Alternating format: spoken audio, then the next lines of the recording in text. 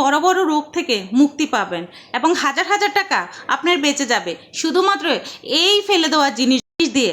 আপনি নিশ্চিত কিন্তু অবাক হয়ে যাবেন। আসসালামু আলাইকুম রহমতুল্লাহ। আমার প্রিয় ভাই বোনেরা সবাই কেমন আছেন? যে যেখান থেকে আমার ভিডিওটা দেখতেছেন তাদের জন্য রইল আমার অনেক অনেক ভালোবাসা। দর্শক, এখানে আমি কিছু ডিমের খোসা নিয়েছি, যেটা আমরা ডিম ব্যবহার করে খোসাটা এক নিমিষে ফেলে দিই, অথচ এই খোসা আমাদের কত কাজে লাগে এবং অনেক রোগ থেকে কিন্তু আমরা মুক্তি পাবো, বিশেষ করে বড় বড় কয়েকটা রোগের জন্য।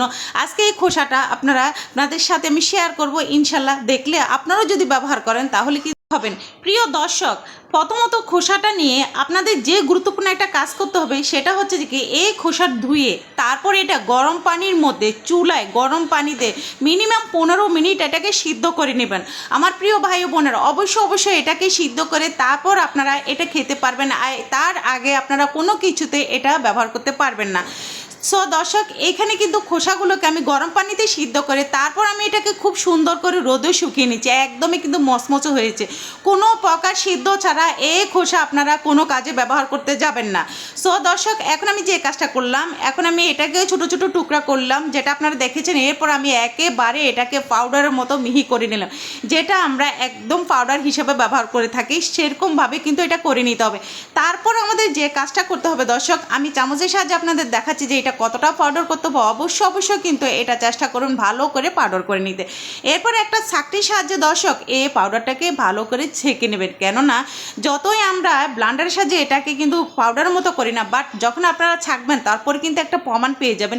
এখানে কিন্তু ডিমের ভিতরে সাদা খোসা থাকে, যেটা শুকিয়ে যায়, সেটা কিন্তু এই ছালনির সাহায্যে যখন আপনারা চেলে নেবেন সেটা নিমিষে চলে আসবে। সো দর্শক দেখুন, অটোমেটিকলি কিন্তু এই খোসাটা কিন্তু চলে এসেছে। আর অবশ্যই এটা যখন আপনারা বিভিন্ন কাজে ব্যবহার করবেন এবং খাবেন, তখন কিন্তু অবশ্যই এটা চেলে তারপর আপনারা খেতে হবে। দর্শক, এই পাউডারটা আবার আপনারা রোদে শুকিয়ে কিন্তু বয়াম ভরে রাখবেন, কোনো প্রকার নষ্ট করবেন না।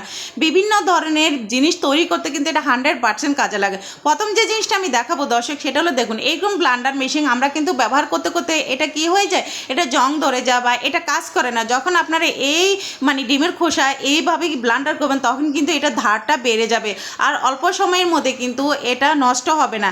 সো দর্শক দেখুন, সামান্য মাত্র খোসা দিয়েও কিন্তু আমাদের এই গুরুত্বপূর্ণ জিনিসটা কাজে লাগিয়ে গেল। এখন এই খোসার পাউডার কি কি কাজে লাগে ইনশাল্লাহ দর্শক আমি আপনাদের সাথে শেয়ার করব। কোনো প্রকার স্কিপ করবেন না, তাহলে কিন্তু আপনারা জানতে পারবেন না। পাউডারটা আমি দর্শক চালনি দিয়ে চালার পরে আমি আপনাদের দেখাচ্ছি এটা কতটা মিহি হয়েছে।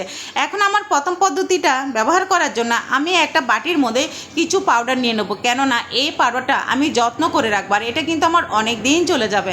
আর প্রথম পদ্ধতিটা যেটা ব্যবহার করব, সেটার জন্য আমি এখানে 2 চামচ দেখেছেন যে ডিমের খোসার পাউডার নিচ্ছি, তার সাথে আমি দিয়ে দিলাম হলুদের গুঁড়া।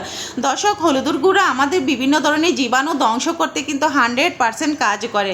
সো এখানে আমি প্রায় হাফ চামচের মতো হলুদের গুঁড়া নিয়েছি। তারপরে এখানে আমি আর একটা গুরুত্বপূর্ণ জিনিস ব্যবহার করব।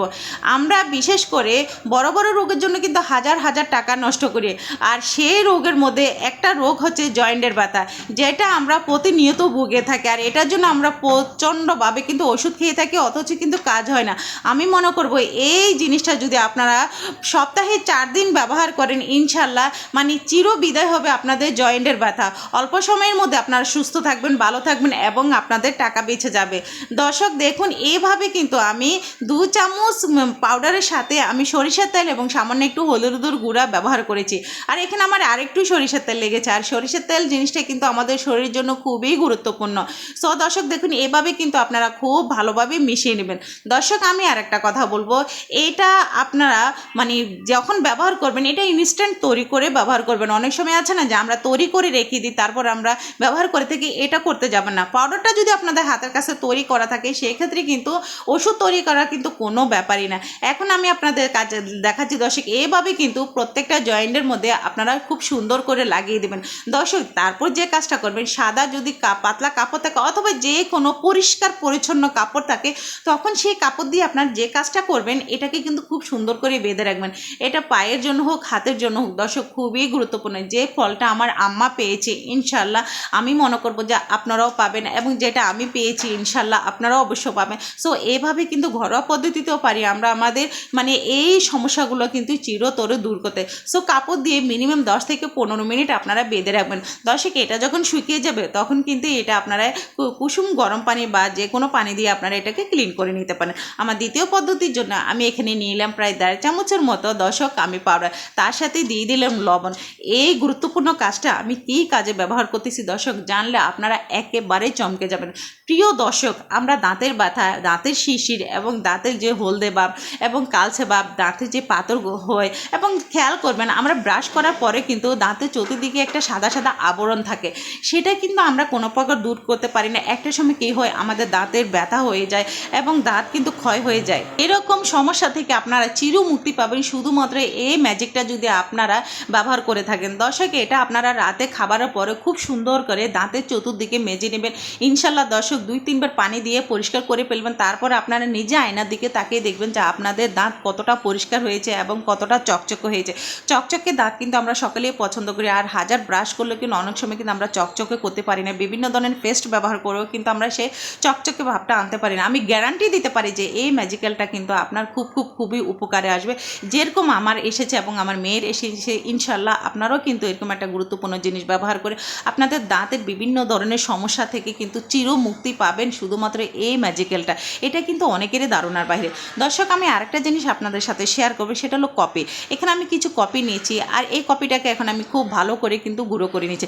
আমার মতো যারা কপি খেতে পছন্দ করে এবং অনেক সময় কিন্তু কপিটা কিন্তু একটু তিতো ভাব হয়, সো এই ডিমের খোসার পাউডার 2 চামচ আপনারা এই কপির সাথে মিশিয়ে দেবেন। তিতো ভাবটা কিন্তু একদমই থাকবে না দর্শক, এত মজার হয় যে আপনারা যদি এটা না খেয়ে থাকেন তাহলে কিন্তু আপনারা বিশ্বাস করবেন না। একবার হলে আপনারা এটা খাবেন, ইনশাল্লাহ আপনারা কিন্তু অনেকটাই চমকে যাবেন যে কোনো প্রকার কিন্তু তিতো ভাব কিন্তু থাকে না। অনেকেরই ধারণার বাইরে যে ডিমের খোসা কি খাওয়া যায়। হ্যাঁ দর্শক, অবশ্যই খাওয়া যায়। বিভিন্ন বড় রোগ থেকে যদি আপনি মুক্তি পেতে চান, আমি মনে করবো যে ডিমের খোসার বিভিন্ন ধরনের গুগলে চার্জ দিয়ে আপনি দেখবেন যে কি উপকারে আসে, আমাদের কত রোগের জন্য ডিমের খোসা আমাদের ব্যবহার করতে হয়। আমি একটা কথা বলি, বিশেষ করে যাদের চোখের ছানি পড়ে গেছে এবং চোখ থেকে পানি ঝরে এবং চোখে অল্প বয়সে দেখতে পান না, চশমা ব্যবহার করতে হয়, তাদের উদ্দেশ্যে বলবো সেসব ভিউয়ার্সরা আপনারা এরকম কিন্তু ডিমের খোসার পাউডার নিয়ে তারপর সেটার সাথে কলার খোসা এবং একটু খেজুর গুড় অথবা চিনি ব্যবহার করে আপনারা খাবেন।